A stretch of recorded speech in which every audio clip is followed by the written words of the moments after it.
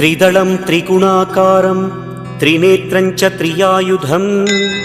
त्रिजन्म पापसंहारम् एकबिल्वं शिवार्पणम् त्रिशाखैः बिल्वपत्रैश्च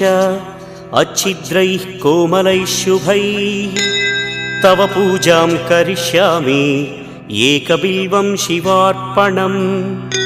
कोटिकन्या महादानं तिलपर्वतकोटयः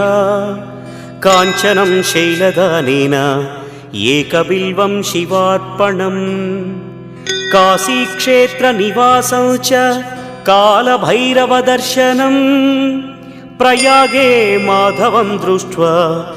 एकबिल्वं शिवार्पणम् इन्दुवारे व्रतं स्थित्वा निराहारो महेश्वर